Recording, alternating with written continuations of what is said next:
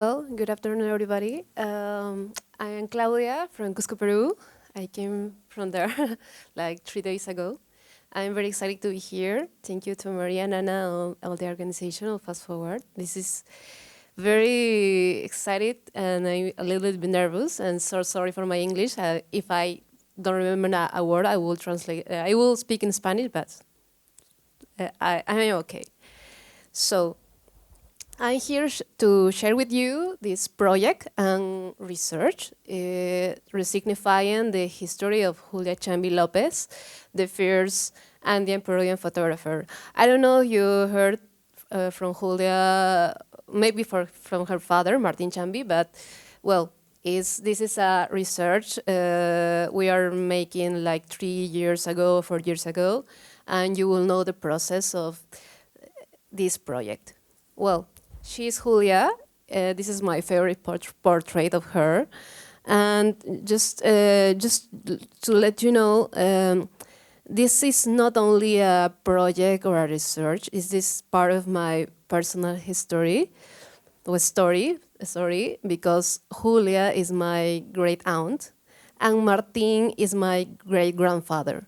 So I am here like the fourth generation of Chambis. I don't have the last name, but I am here to present the story of my grandmother, really, and just to let you know that it's not an academic, it's not only an academic process, it's only a personal and very emotional one.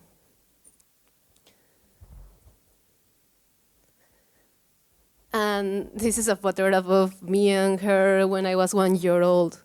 And this is an effort also of all the family, of my mother, of my aunts, of my cousins, to just resignify her legacy and value her work. Well, I'm going to show you a short biography of Julia. The biography of Julia is in process. Maybe next year we're going to publish something about that, but I am researching and looking for the documents in my house, in my family albums, in the libraries in my city, just to have an articulate corpus of all I can recollect about Julia's story. Well, today, Julia will be 106 years old. She was born on 27 May 1919 in Sicuani, Cusco. And well, she was the third of the 6 children born from Martin Chambi and Manuela López. This is the family, the Chambi family. They have 6 children. The little one was my grandmother, and the girl next sitting the right is Julia. This is a photo of her childhood. Well, we have a lot of photos of her childhood, and she is in this photo with Manuel and Angelica. And well, if you didn't know Martin Chambi was one of the first indigenous Latin American photographers and a leading figure in war photography. And well, this is not a conference about Martin, but I just want you to know that if you want to research more about the family, you can research his name. And an important fact about to know Julia that Martin set up his first photographic studio in 1917 in the city of Sicuani, Cusco, and 2 years later, Julia was born in Sicuani. So the history of photography of the family started in Sicuani. It's like a city next to Cusco, a little city next to Cusco.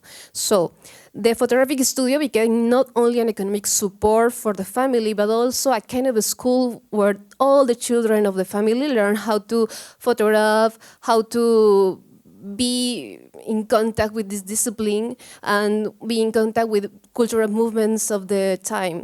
You know, this is a photo of Martin and his studio in Cusco, and the girl you can see retouching the photograph is the biggest daughter of Martin, Celia. And well, I have two photographers, Julia, here. Julia began working formally and professionally in the photographic studio at the age of 20 after studying accounting at a technical college. And here we have a photo of Julia by Martin in her uniform as an accounting, and then in the studio, years later, of course. And also, she began her career as a photographer and also explored very artistic disciplines like painting, drawings, watercolor, or ceramic. I think to improve her technique and also to be part of this artistic movement that was growing up. Oh no, well, Cusco always was, it's very touristic, so it always was a very art city, and a lot of artists came there to explore the Andes, and that's why I think that's why she was curious about proof with not only photography. And Julia specialized in social and family portraits, as well as assisting the management of the studio, the Chambi photography, which was also a gallery. And that's an important thing to keep on research, but because nobody talks about that, about the gallery, the Chambi gallery. And this is a photo of Julia being a photographer in the city. And Julia was not also a photographer, not also a visual artist.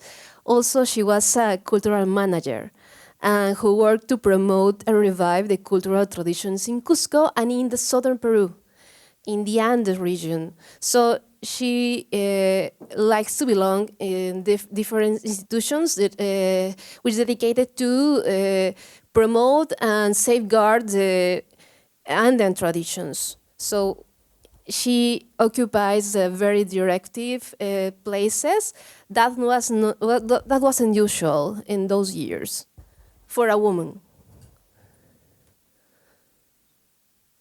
There's another photo in the 90s when she was like 70 or 80 years old in the main street of the city. And she was even a consular of culture for the municipality of Cusco in 1974 and a manager of the public library in 1974. So with this data, I can say that Julia was a cultural manager too, and a cultural politician, because she fought to defend some politics for the city. And in her entire career in the cultural sphere, led her to receive the National Cultural Award from the National Institute of Culture, the Cultural Promotion Award, and the Inca Garcilaso de la Vega Medal. And with this photo, I want to talk about not only her career as a photographer, visual artist, and cultural manager, also her dedication to the Martin Chambi archive. This is one of the last photos of Martin. Martin died in 1973, and this is Julia, Evaristo Tupa, and Felix Tupa, the helpers of the studio. And, well, we're going to talk about that. In the 80s, after the death of Martin, Julia assumed the leadership of the Chambi's studio. The commercial work continued, as well as the idea of disseminating and preserving more than 40,000 images that Martin had left. And of course, preserve means that taking care of the photographs, but also managing exhibitions in different cities in the world, like Rotterdam, Paris, Ginebra, Montevideo, Santiago, Sao Paulo. She managed this exhibition in the 80s and 90s, and I think that if now it's difficult, I don't imagine in those times doing that. With the support of the family, but Julia's head of all this process. This is one of the last photos of her and Evaristo Tupa, like 20 or 30 years from the other photo. And Julia continued her work as an artist, cultural manager, and photographer and the head of Martin Chambi Photography's archive without interruption until months before her death in 15 October 2003 at the age of 84. And when I was 13 years old.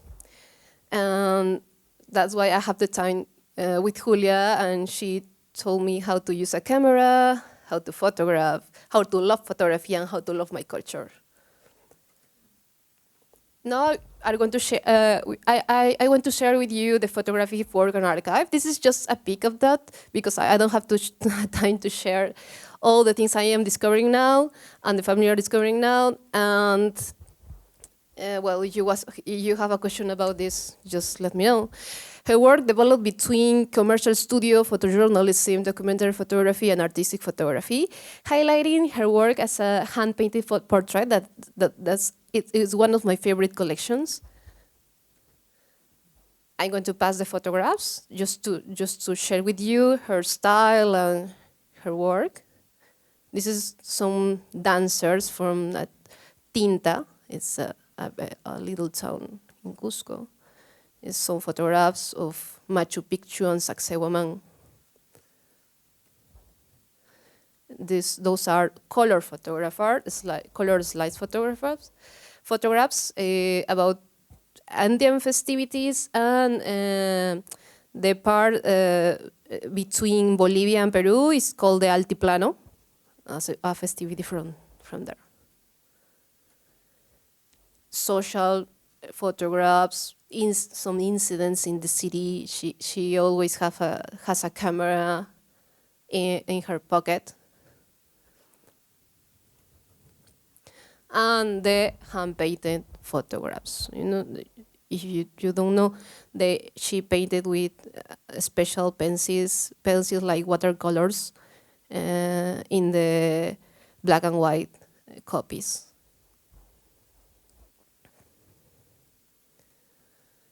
And the themes are all her archives is family portraits, Quechua cultural tradition, archaeological spaces, religious celebration, social events, and travel photography.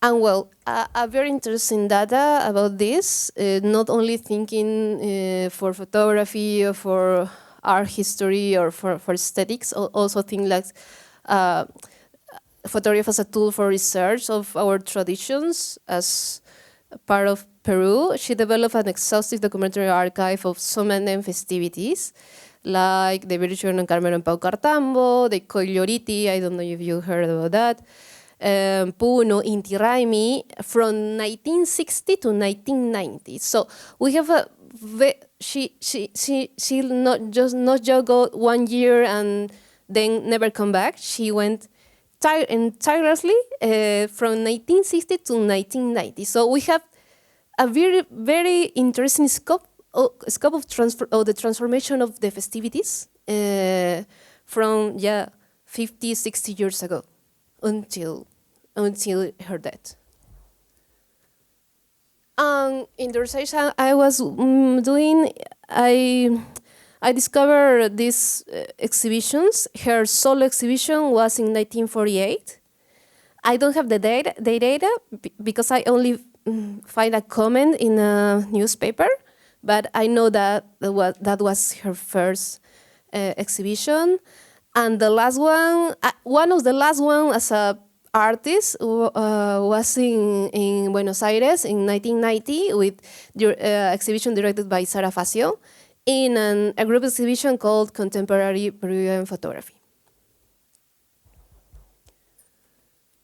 And well, we see her work, and we're gonna talk about her archive now, 20 years after her death. Julia Archives is currently being preserved by her nieces and great nieces, like me, in the city of Cusco, Peru. Her little sister Mary, the baby you saw in the picture, was the main character, caretaker of her objects' memories after Julia's death. Unfortunately, my grandmother passed away 2 years ago, leaving her legacy in the care of my family, my mother, my aunts, and I. Interesting. This is the place we preserve Chambi and Julia, and my grandmother is holding up a picture of her parents. And her archives contains approximately 36,000 photographs. I don't know the exact number yet, but I can distinguish 9 categories: color slides, medium format, 35 millimeters black and white, verified colors, black and white prints, printed photographs, hand-tinted photographs, wedding photo albums. That's a very interesting object. Textual documents, like including notes, exhibition catalogs, letters, and more. This is not the final answer of this. It's a work in progress. And I'm going to show you some elements of her archive, just to let you know this process of making inventory and work in this in this research. It started like 2 years ago. So we are taking a very low steps for this, but we're making it. I hope so. There are some objects, the slides, the hand-painted, the 6x6 negatives in the original boxes.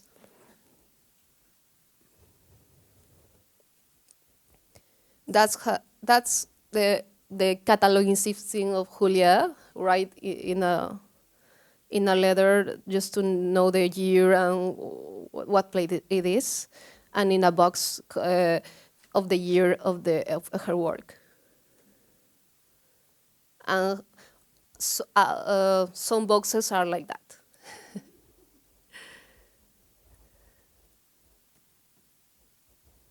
These are the slides and the original boxes. Because they used to tell the families that didn't have resources to make the archive preservation, just to keep the photographs in the original boxes. And Julia developed her photographic production for 63 years, since 1940 to 2003.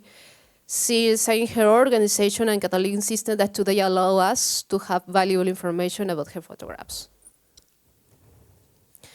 And well, just to close this chapter, the versatility, scope, and broad temporal range of her work highlight the historical and symbolic significance of her archive. And although the diagnosis and inventory process has begun, the total number of photographs and documents has not yet been established. No? So some items are cleaned and digitized to provide samples, like you see, of the various materials that we have, and validate first the preservation process we plan to carry out.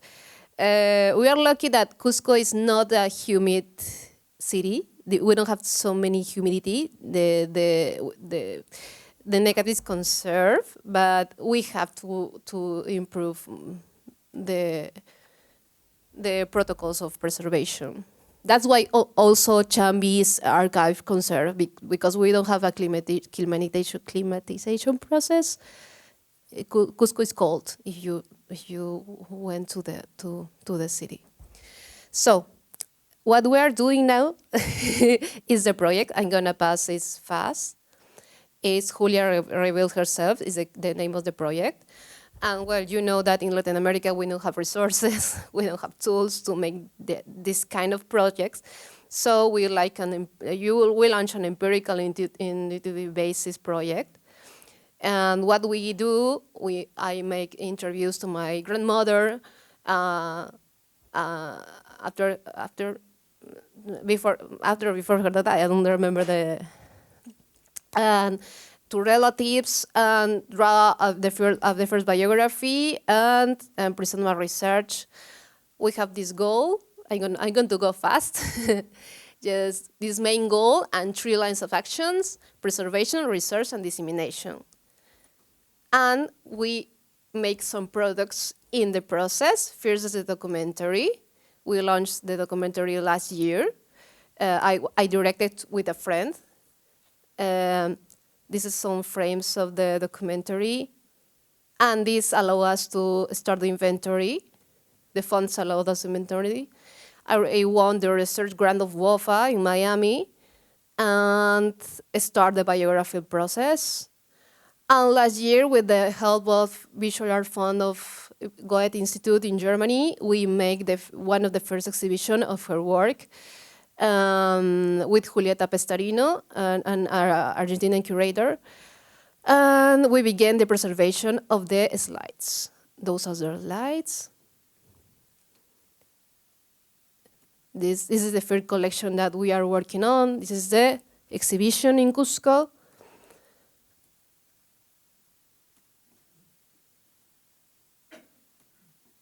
And this is the team. And lastly, the workshops. I want to end with this photo, just to close my speech. How we make the archive to be alive and to share with the people, and especially with new generations. We design workshops and bring the itinerant exhibition and the documentary to schools. And this group is with little girls from a rural community who an NGO helps the little girls to have public education because her families didn't want them to go to school. So this is our public. They are our public. They are our main goal. So if these little girls know a reference from a Quechua descendant reference with such an important work, they can believe that they can do it. I want to go to school, I want to go to college, I want to improve my skills. They are our public. Thank you.